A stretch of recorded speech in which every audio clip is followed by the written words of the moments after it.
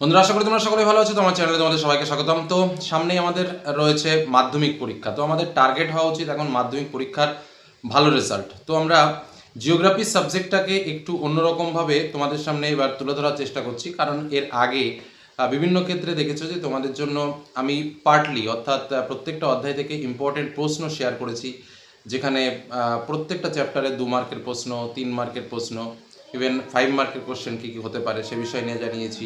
Important short টাইপের প্রশ্ন আমার অনেক আগে থেকেই চ্যানেলে দেওয়া রয়েছে, সেগুলো তোমরা একটু প্র্যাকটিস করো।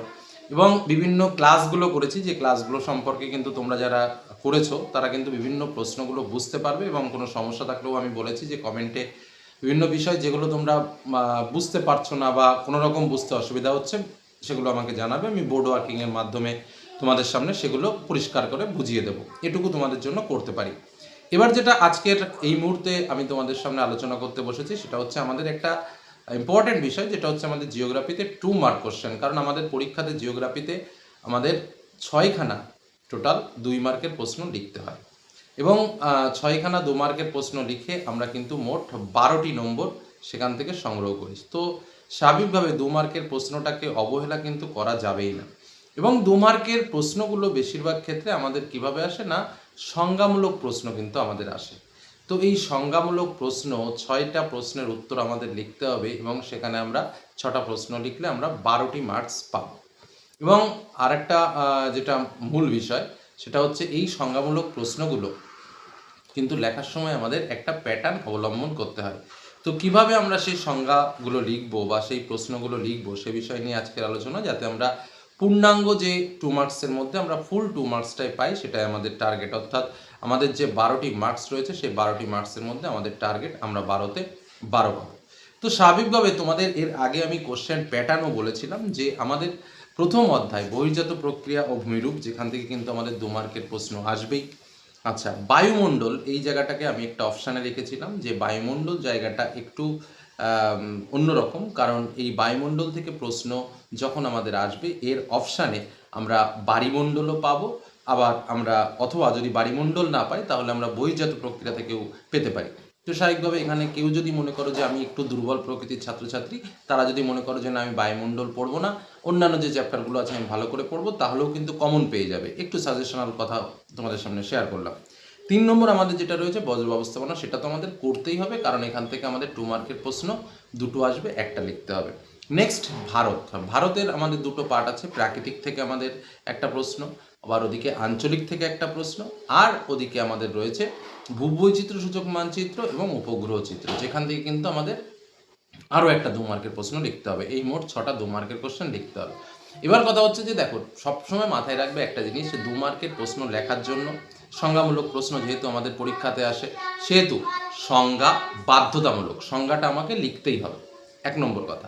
এবার কথা হচ্ছে যে স্যার শুধুমাত্র সংজ্ঞা লিখলাম আর কিছু দরকার নেই? অবশ্যই দরকার আছে।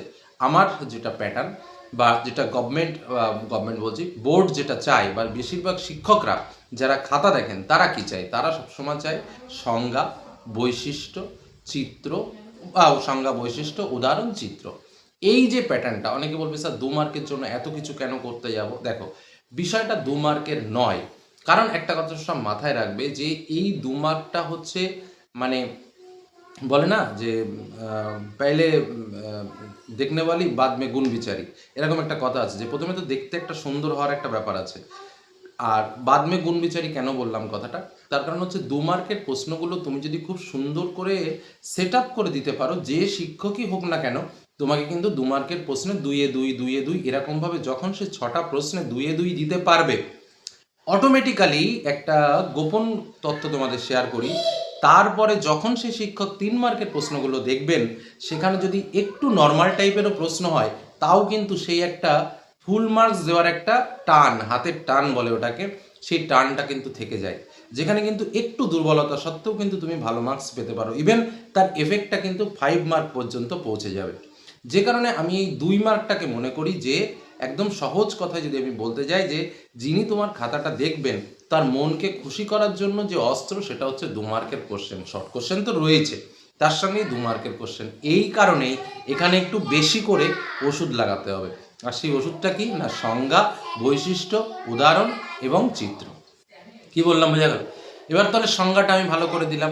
এবার বৈশিষ্ট্য স্যার আমি কটা লিখবো? আমার কথা বৈশিষ্ট্য আমার 5-7টা বা 8টা-10টার দরকার নেই, ন্যূনতম 2টো বা 3টে বৈশিষ্ট্য লেখো, একদম ছোট্ট করে। তবে হ্যাঁ, অনেকে আবার কি করে দেখেছি লেখার সময় ওই সংজ্ঞাতে যা লিখলো হুবহু তার বৈশিষ্ট্যটা ওখানে তুলে দেয়। সেটা করবে না, চেষ্টা করবে এক্সটার্নাল বা অন্য কোনো 2-1টা কথা সেখানে লেখা। তার সঙ্গে উদাহরণ আমি অবশ্যই দেব, এবং চিত্র দেওয়ার যে জায়গাগুলো আছে সেই চিত্রগুলোও কিন্তু আমি ওখানে তুলে ধরবো। কথাটা পরিষ্কারভাবে বোঝা গেল? তাহলে আমি কি কি করব? সংজ্ঞা, বৈশিষ্ট্য, উদাহরণ, চিত্র। নেক্সট, অনেকে বলবে স্যার আমাকে এমন একটা প্রশ্ন দিয়েছে যে প্রশ্নের তো স্যার চিত্র হয় না, আমি কি করব? যদি দেওয়া না যায় তো সেখানে কোনো চিত্র দেওয়ার দরকার নেই। যেমন আমাকে দিল আদমশুমারি কি, হঠাৎ করে একটা প্রশ্ন দিল, তো আমি সেটা নিশ্চয়ই চিত্র দিতে পারবো না। কিন্তু আমাকে প্রশ্ন দিল দোআব কি, তাহলে আমাকে কি লিখতে হবে?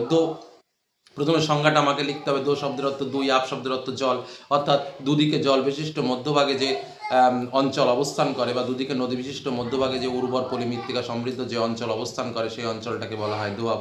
তারপরে বৈশিষ্ট্য দিয়ে আমি দিতে পারি এই অঞ্চলটা খুব উর্বর হয়, এখানে কৃষিকাজ সমৃদ্ধ অঞ্চল, এখান থেকে প্রচুর পরিমাণে ফসল ফলে। 2 নম্বর পয়েন্ট লিখি যে পলি সমৃদ্ধ, বেশিরভাগ ক্ষেত্রে প্লাবন প্রক্রিয়ায় এই অঞ্চলটি সৃষ্টি হয়েছে। ঠিক আছে, তারপর একটা চিত্র এঁকে আমি ছোট্ট করে দুটো নদীর মধ্যবর্তী স্থলভাগটাকে আমি দেখিয়ে দিলাম। তারপরে একটা উদাহরণ দিয়ে দিলাম, বা তার আগে একটা উদাহরণ দিয়ে দিলাম যে গঙ্গা যমুনা দোয়াব হচ্ছে একটা সুন্দর দোয়াবের উদাহরণ। এরকমভাবে ছোট্টর মধ্যে করে আমি সুন্দরভাবে লিখে দিতে পারি। তাহলে এই বিষয়টা কিন্তু আমাকে লক্ষ্য রাখতে হবে, এবং এই বিষয় এরকমভাবেই কিন্তু লিখলে কিন্তু তুমি ভালো মার্কস পাবে, একদম পরিষ্কার। খুব বেশি তথ্য নয় কিন্তু তার লেখার যে প্যাটার্নটা, সেই প্যাটার্নটা কিন্তু তোমাকে বুঝে নিয়ে কাজ করতে হবে, এবং এই প্যাটার্নটা যদি তুমি ফলো করতে পারো তাহলেই কিন্তু তুমি 2-এ 2 পাবে। বোঝা গেল? এবার আমি যেটা বললাম তোমাকে যে আদমশুমারি, তাহলে আদমশুমারির ক্ষেত্রে স্যার তো আমি ছবি দিতে পারবো না, তাহলে আমি কী করবো? তাহলে আদমশুমারির আমি সংজ্ঞাটা দিলাম। আদমশুমারির সংজ্ঞাটা দেওয়ার পরে তারপরে আমি দুটো বৈশিষ্ট্য দিলাম। বৈশিষ্ট্য দেওয়ার পরে উদাহরণের সাপেক্ষে আমি ভারতের আদমশুমারির যে ডেটাটা আমাদের রয়েছে সেই ডেটাটা দিয়ে আমি দেখিয়ে দিলাম। বোঝা গেল? এবার ধরো কেউ বললো স্যার আমার এমন একটা প্রশ্ন দিল যে স্যার সেটাকে বৈশিষ্ট্য না দিয়ে আমি কি গুরুত্ব দিতে পারি? অবশ্যই দিতে পারো, সেখানে দুটো গুরুত্ব দিয়ে দাও। বা এমন একটা প্রশ্ন আসলো যে প্রশ্নটাতে তোমার মনে হচ্ছে যে বৈশিষ্ট্য না দিয়ে আমি যদি সেখানে সৃষ্টির কারণ বলে দুটো পয়েন্ট করে দিতে পারি, সেটাও তোমার কাছে বেটার হয়। আমি বলতে চাইছি সেটা উৎপত্তি হোক বা সৃষ্টির কারণ হোক, বৈশিষ্ট্য হোক বা অন্য কিছু, সেখানে যেন সংজ্ঞার পরে 2-3টে বাক্যে তার একটা এক্সটার্নাল তথ্য যেন থাকে, তার সঙ্গে উদাহরণ এবং চিত্র, এইভাবে লিখবে। আর লেখার সময় মূল পয়েন্টগুলোকে বক্স করে দেবে, আর পরিষ্কার পরিচ্ছন্নভাবে লিখবে, বেশি কাটাকুটি করবে না। একটা প্রশ্ন লেখার পর অন্তত 1 ইঞ্চি ফাঁকা দেবে, তারপরে আরেকটা প্রশ্ন লেখা শুরু করবে, বা চেষ্টা করবে যার যেমন হাতের লেখা, কারো বা একটা পৃষ্ঠা ভরে যায়, কারো বা হাফ পৃষ্ঠায় ভরে যায়, তবে হঠাৎ করে এক জায়গা থেকে লাস্টে একটুখানি জায়গা রয়েছে সেখান থেকে 2 মার্কের প্রশ্ন উত্তর লেখা শুরু করবে না, পরের পেজে চলে যাবে, অত তো চাপ নেই। তো এইভাবে কিন্তু 2 মার্কের প্রশ্নগুলো লিখবে। এর থেকে ভালোভাবে ব্যাখ্যা আমার মনে হয় না যে আর আমি তোমাদের বলতে পারবো, কারণ একদম পরিষ্কার কনসেপ্ট নিয়ে কিন্তু তোমাদের বললাম আমি যে এইভাবে কাজ করো, এভাবে 2 মার্কের প্রশ্ন লেখো। আমি গ্যারান্টি দিয়ে বলতে পারি যে 2-এ যে 6টা প্রশ্ন আমাদের লিখতে হয় 12টি মার্কস, এই 12-র মধ্যে 12 পাবে। আর আমি যে সাজেশন দিয়েছি 2 মার্কের প্রশ্নের, সেই প্রশ্নগুলো ভালো করে প্র্যাকটিস করো, ওর মধ্যে থেকে হুবহু কমন পাবে। যারা মনে করছে যে সাজেশনটা দেখতে পাওনি, আমি এই ভিডিওর ডেসক্রিপশন বক্সে লিঙ্ক দিয়ে দেবো, সেখান থেকে তোমরা দেখিয়ে নিও। তো আর কিছু জানার থাকলে অবশ্যই কমেন্ট সেকশনে এসে কমেন্ট করো। ধন্যবাদ।